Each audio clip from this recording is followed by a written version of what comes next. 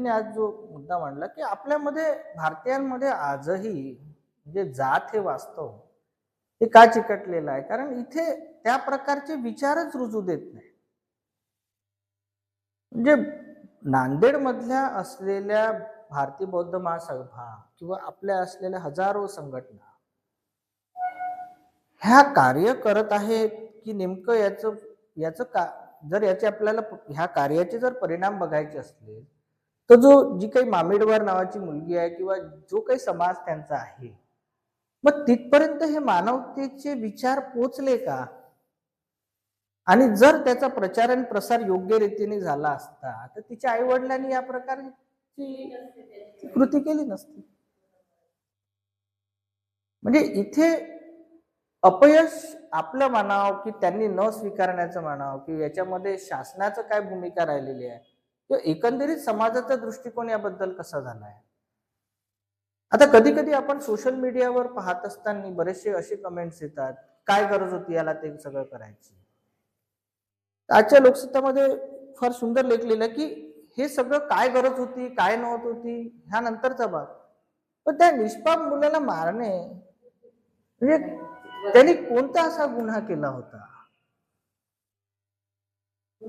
कोणता गुन्हा होता त्याचा असा की फक्त ते आवडत होते फक्त एवढा, त्याच्यासाठी त्याला एवढी मोठी शिक्षा का? तर तो तुमच्यातला नाही,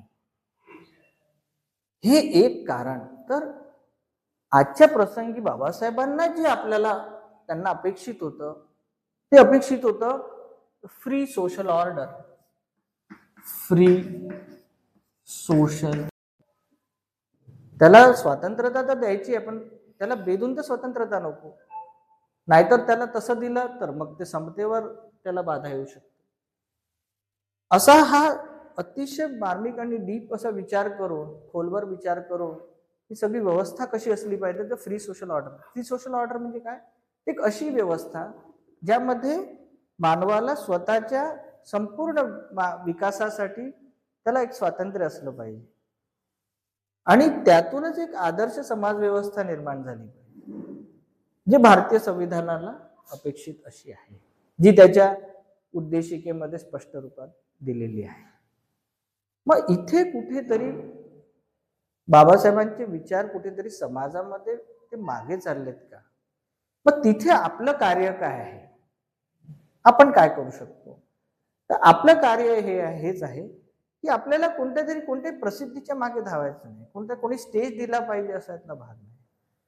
तर बौद्धांचे जे काही आपले संबंध जे बुद्धिस्ट नाही आहेत त्यांच्यापर्यंत आपल्याला काही ना स्वरूपामध्ये छोटी बैठक किंवा काही घेऊन आपल्याला ते पोहोचणं आवश्यक आहे. त्याच्यात समाजामध्ये सुद्धा संघटनांमुळे विघटन नाही झालं पाहिजे. नाही तर काय होतं की संघटना आहेत पण संघटनांच्या मध्ये असलेला ते एकमेकांचं जो ताळमेळ आहे तो नसल्यामुळे मग पुन्हा विघटन होत आहे. तर मग आपण आपल्याला स्वतःला वाटून घेणं बंद केलं. आपण कशाला स्वतःला वाटून घ्यायचं किंवा हे काही जण नाही आम्ही या संघटनेचं मग तशा संघटनेचं मग हे बरोबर नाही किंवा ते बरोबर नाही, आणि हे सोशल मीडियाने तर पुन्हा वाटून घेतलं खूपच. म्हणजे हे जे म्हणजे संबंध भारतामध्ये हे जे प्रकार सुरू आहे आणि मीडियाच्या माध्यमातून भारतीय लोकांना जे विघटित करण्याचं सुरू आहे ते खऱ्या अर्थानं बाबासाहेबांच्या विचारधारेच्या विरोधात आहे. म्हणजे बाबासाहेबांनी जेव्हा आपल्याला इंडियननेस ही आयडेंटिटी, भारतीयत्व ही आयडेंटिटी दिली तर ही याकरताच दिली होती की यांच्यामध्ये एक नैसर्गिक ब्रदरहूड निर्माण झालं होतं. म्हणजे त्यामुळेच ही सगळी धडपड, हा सगळा खटाटोप जो आहे तो त्याच कारणासाठी सातत्यानं सुरू होतो. तर आजच्या प्रसंगी आपल्याला बाबासाहेबांना खऱ्या अर्थानं अभिवादन द्यायचं असेल तर आपल्याला अशा संघटनांचं निर्माण असलं पाहिजे की ज्याच्यामध्ये आपल्याला कायम ह्या रूट्स मजबूत करण्यामध्ये काम केलं. आपल्याला याचे परिणाम चांगले दिसतील, निश्चितच दिसतील. आपल्याला याचे राजकीय परिणाम पण दिसतील चांगले, सामाजिक परिणाम पण चांगले दिसतील. आता उदाहरण आपण म्हटलं, आता मी त्याचं नाव नाही घेत, किंवा एखाद्या पर्टिक्युलर कम्युनिटीमध्ये नेतृत्व कोण, तर राजकीयच दिसतं. म्हणजे तुम्ही विचार करा ना, स्वतःला अंतर्मनाला विचारा की या समाजाचं नेतृत्व कोण? राजकीय स्वरूप, एखाद्या याचं राजकीय स्वरूप, म्हणजे त्याला मोरॅलिटीवर नीतिमत्तेचं शिकवण देणारा नेतृत्व असलं पाहिजे. मग ते त्या समाजाचं नेतृत्व का नाही? मग ती पोकळी निर्माण होते ना. आदर्श कुणाचा घ्यायचा मग? जसं भंतेजींनी सांगितलं की बाबासाहेब हे नीतिमत्तेचं म्हणजे मूर्तिमंत उदाहरण आहे. आणि ते आदर्श होते. आणि प्लस त्या आदर्शाच्या अवतीभोवती मग संपूर्ण समाजकारण आणि राजकारण राहिलं. मग ते फाउंडेशन असलं पाहिजे. मग आपण आपल्या अंतर्मनाला येते की आपल्याला नीतिमान म्हणजे पर्सनल लाईफमध्ये, प्रोफेशनल लाईफमध्ये, सोशल लाईफमध्ये कोणत्याही प्रकारचं करप्शन नाही किंवा त्यांचं चारित्र्याबद्दल कोणत्याही प्रकारची शंका नाही.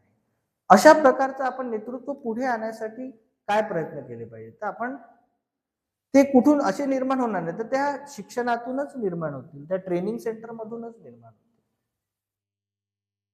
तर ही फाउंडेशन तयार करण्यासाठी आपल्याला त्याग करणं खूप आवश्यक आहे. अभ्यास तर आहेच, ज्ञान संपादन करण्याबरोबर आपल्याला चारित्र्य जपणं आणि त्याची जोपासणूक करणं आवश्यक आहे. आणि ते सातत्यानं जेव्हा करत राहू तर याचं फलस्वरूप आपल्याला निश्चितच एक मोरल लिडरशिप मध्ये दिसेल.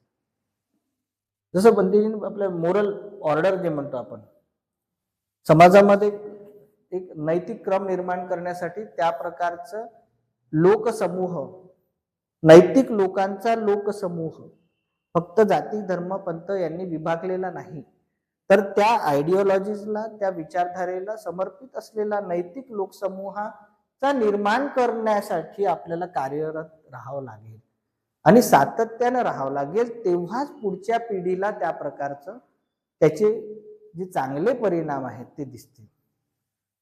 आज आपण जर चुकीचं कार्य करू तर त्याचे परिणाम सुद्धा चुकीचेच आहेत. तर मला असं वाटतं की बंतेजींनी आता जो विषय दिला त्या अनुषंगाने त्या पद्धतीने आपण पुढे गेलं तर खऱ्या अर्थानं बाबासाहेबांना आदरांजली राहील असे बोलून मी आपली रजा घेतो. जय भीम. सर्वप्रथम मी महाकारुणिक तथागत गौतम बुद्ध आणि परमपूज्य बोधिसत्व डॉक्टर बाबासाहेब आंबेडकर यांना वंदन करतो. आज 6 डिसेंबर म्हणजे महापरिनिर्वाण दिवस. महापरिनिर्वाण दिवशी काय करायला पाहिजे? तर महापरिनिर्वाण दिवस हा बाबासाहेबांच्या विचारांना सलाम करण्याचा दिवस आहे, त्यांच्या कार्याची आठवण करण्याचा दिवस आहे, त्यांच्या संघर्षाला नमन करण्याचा दिवस आहे. तर या दिवशी फक्त बाबासाहेबांना स्मरण करून चालणार नाही, तर त्यांनी जे केलेले कार्य आहे त्यांच्या विचारांना जिवंत ठेवण्यासाठी आपल्याला त्यांचे विचार कृतीत आणावे लागतील, त्यांना आत्मसात करावं लागेल.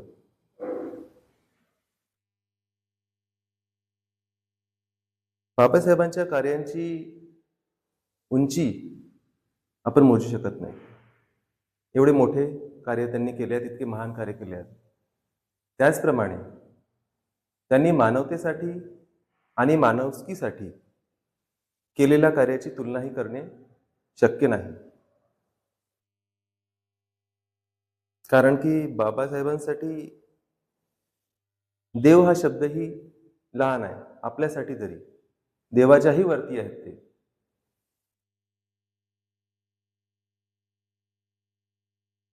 तर मागच्या वर्कशॉपला भंतेजींनी सांगितल्याप्रमाणे बाबासाहेब यांचे विचार प्रत्येक विहारातून हे लोकांपर्यंत पोहोचायला पाहिजेत. हे विचार पोहोचतील तरच बाबासाहेब जिवंत राहतील असं मला वाटते. एवढं बोलून मी माझे 2 शब्द पूर्ण करतो. जय भीम.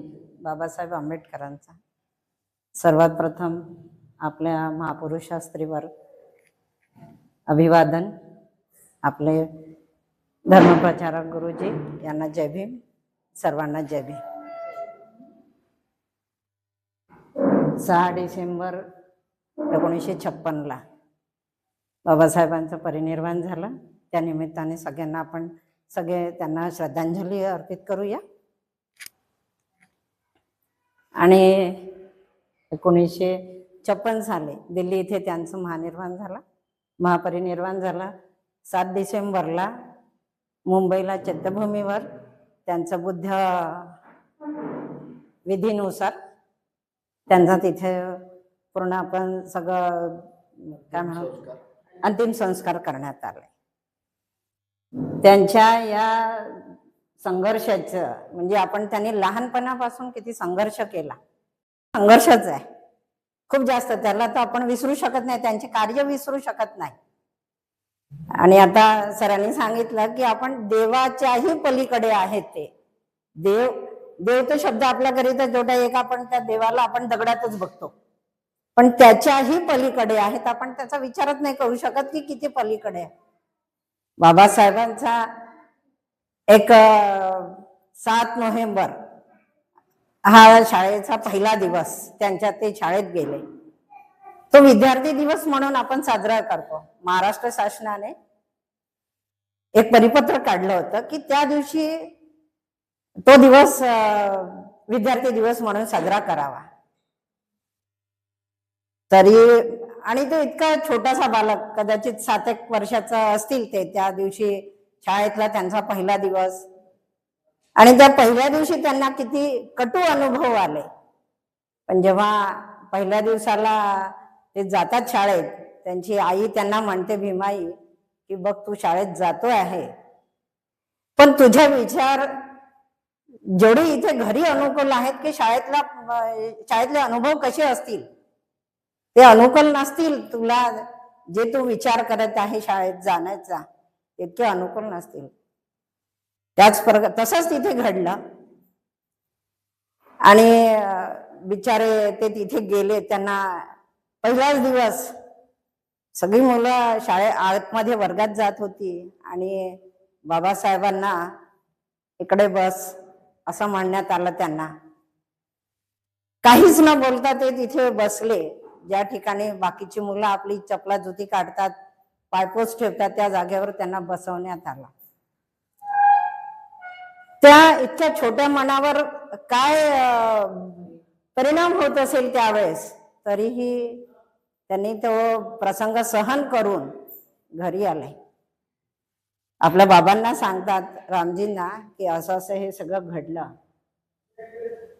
त्यांचे बाबा त्यांना म्हणतात, याच्याच करिता तुला हे शिकायचं आहे.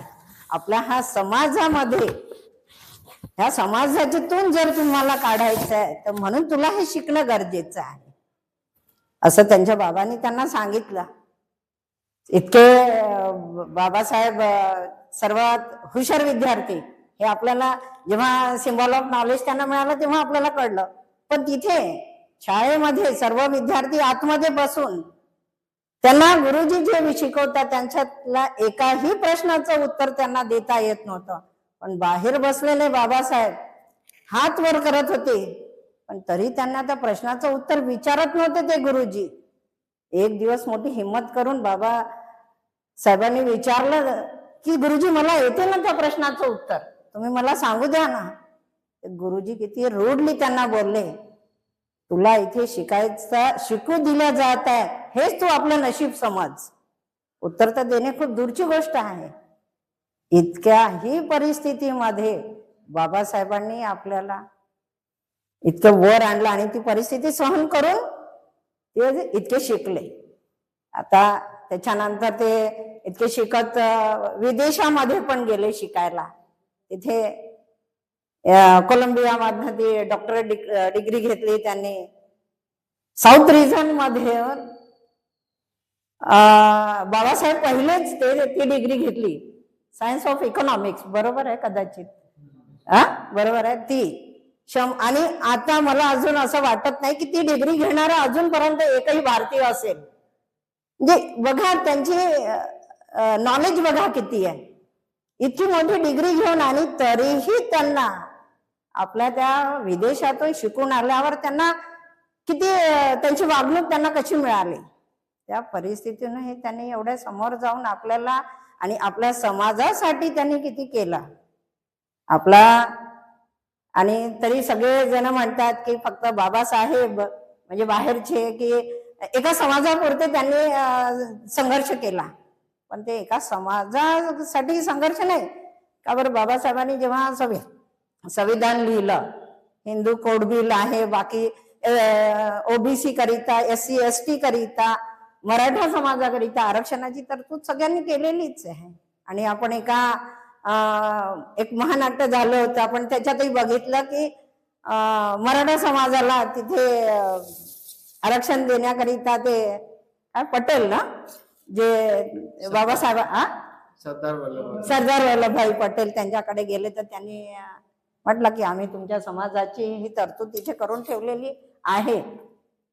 अशाही परिस्थितीमध्ये त्यांनी बाबासाहेबांनी, आणि तरीही आपल्या बाबासाहेबांना म्हणतात की आपण एका समाजापुरते आहेत.